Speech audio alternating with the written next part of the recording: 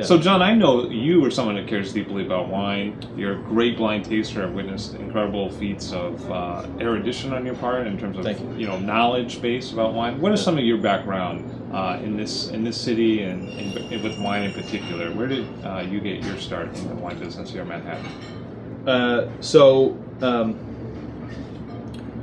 I'm basically self-taught before I got to work as a wine director, and then learned on the job from there. So for about 4 years, from 96 to 2000, I just read everything I could get my hands on. Went to the Brooklyn Public Library, of all things. Wow. Well, took out books, read as much as I could, tasted as much as I could, and most importantly, tasted with people who were more experienced and better tasters than me. Sure. And I shut my mouth and listened, which is. Well, I find when I'm drinking wine, if I don't shut my mouth, things go really bad. Yeah, exactly. So I think that's a good strategy.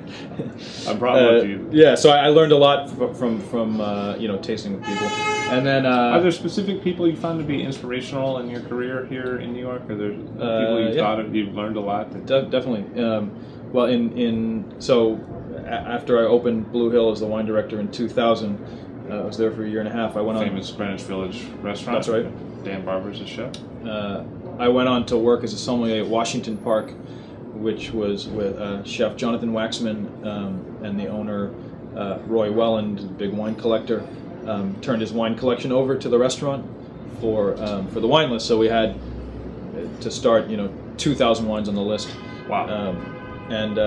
At the time, I was working with a fellow named Richard Luftig, who had been the wine director at Felidia for about 5 years, and probably knows more about Italian wines than anyone in the city. Wow. And I learned a ton about Italian wine from him, and just about wine tasting in general. And then we were later joined by Robert Bohr, who went on to become the wine director at Crew when we closed Washington Park and reopened it as Crew in the same space with the same owner and the same collection. Really one of the great wine lists in the world at the time. Yeah, we were up to about 4,000 selections. And how many bottles is that? Is that about 50,000, 60,000 bottles? 50 to 70,000 bottles. Because each selection you're representing with a case, or six bottles, here or there. Sometimes 20 cases. Sometimes 20 cases. That was the 47 Cheval. Exactly. The 20 cases.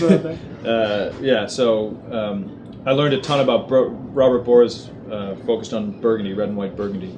And so is the owner. He's since become one of the great, well-known sommeliers definitely in this country, I think. In the country, yeah.